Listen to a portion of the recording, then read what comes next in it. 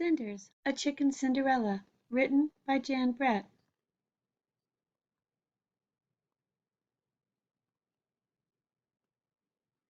Snow on the outside, feathered friends on the inside. Every evening Tasha took oats to little Cinders and the other chickens in the old tower. This evening a blizzard was raging, and Tasha had to struggle through the wind and snow to get there. Inside, the old biddy, Largessa, and her daughters, Pecky and Bossy, pushed Cinders out of the way and ate up the oats before Cinders had any. She hid under the wood stove until Tasha lifted her gently onto her lap and fed her. After all the chickens were cared for, Tasha tried to leave, but snow had piled up against the door. Her father was traveling and wouldn't be home until the next day, so she curled up near the warm stove.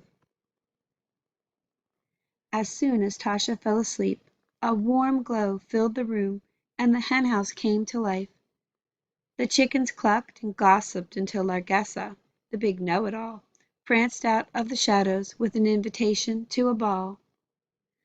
"Darlings," she trilled, "it will be more than a ball. Prince Cockerel is sure to be looking for a princess bride." She winked and poked Pecky and Bossy. "Time to get ready," she cackled with delight. "Cinderella, lace my lacings and shine my slippers," Pecky ordered.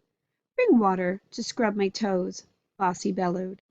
"Do me first," Largessa ordered. "Trim my tail feathers and fetch my jewelry box." Cinders didn't know where to start. The primping and fluffing, shining and smoothing seemed to go on for hours. Would she ever have time to get herself ready for the ball? What would she wear? She began to wonder if she could even go. The snow stopped and the moon shone a path through the window. The chickens, dressed in all their finery, flew off to the ice palace, all except Cinders. She looked down at her wet feathers and frayed wing-tips and started to cry. Suddenly the log in the stove flared. Into the light flew a beautiful silky hen Cinders had never seen before. "I'm here to get you ready for the ball," the Silky promised, and she brushed Cinders with her wand.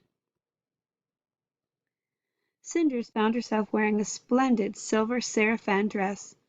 Where ashes had covered her feathers, a silver sheen sparkled. On her feet were the loveliest crystal slippers, and in a basket near by, one of her white eggs glowed like the silvery sheen of her dress. Next, the Silky rolled out a pumpkin. She called to the pigeons on the rafters and pulled some mice out from under the floorboards. Lastly, she summoned 3 ducks. She brushed them all with her wand. The pumpkin became a fine sleigh. The pigeons, elegant footmen, and the mice, in matching livery, drove the troika of ducks, all in gilded harnesses. As they glided away through the wintry glade toward the ice palace, the Silky called out to Cinders, "My magic will only work until midnight. When the ice clock chimes 12, everything will be as before." As the At the palace the ball was beginning, Largessa pushed her daughters to the front of the line and gave Pecky a shove. The prince, ever the gentleman, caught her before she fell. She looked up into his eyes, swooning the way Largessa had taught her. Once all the guests were announced, Pecky and Bossy stayed close to the prince, keeping him away from the pretty young poets. The door opened one more time. Everyone looked to see who the guest could be. Cinders stepped daintily into the ballroom, her eyes sparkling, her head held high. No one recognized the little hen. Prince Cockerel went forward to meet this beautiful mystery guest. He could not take his eyes off her. The Silky peeked through the window. Prince Cockerel was leading Cinders onto the dance floor.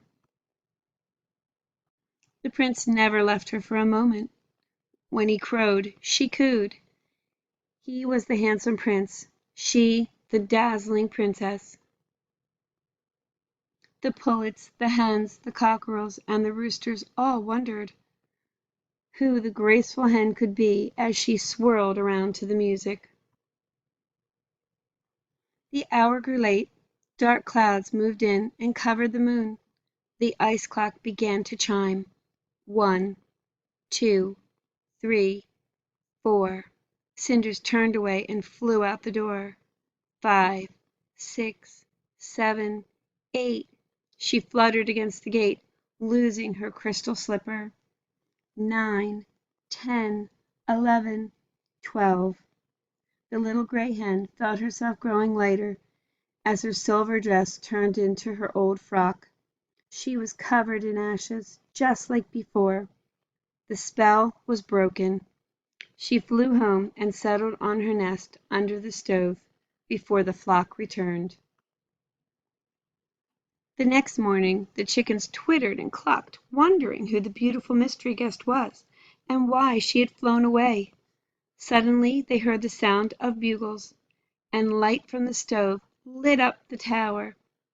In came the prince, carrying a crystal slipper, and Cinder's egg nestled in its basket. I will travel to the ends of the earth until I find one who wears this slipper and lays silvery eggs. She is my true love, crowed Prince Cockerel, the princess of my heart. All the hens lined up to try on the slipper. Big feet, long-toed feet, duck feet. They all tried, but not one foot fit into the dainty crystal slipper. When Pecky jammed her foot in, her toes buckled under and she went off in a huff. Bossie's feathered foot was so large that she tried to hide it by pulling the slipper along with her big toenail. The prince looked in each of the nesting boxes. He saw brown eggs, tinted eggs, speckled eggs, but not one white silvery egg. As he was turning to leave, a luminous glow in a pile of straw under the stove caught his eye. Then he saw Cinders and beckoned her out from her nest. She looked up at the prince and stared into the eyes of his lady love. He knelt down and slipped the crystal slipper onto her foot. The prince had found his princess at last. Outside, bells rang as a sleigh arrived at the tower. Tasha's father flung open the door, awakening his sleeping daughter. "I thought I'd find you here among your feathered friends, Tasha," he said, revealing a handsome cockerel with a sweep of his arm. "He will be an elegant addition to our flock," he exclaimed. "He can live on the top floor with everything he needs, and maybe some company as well. Perhaps a pretty hen you have been taking special care of." And from that day forward, the elegant Prince Cockerel and Princess Cinderella ruled the roost. And Tasha, especially on moonlit nights, tucked in her own bed, was sure she heard the sound of music and dancing coming from their tower.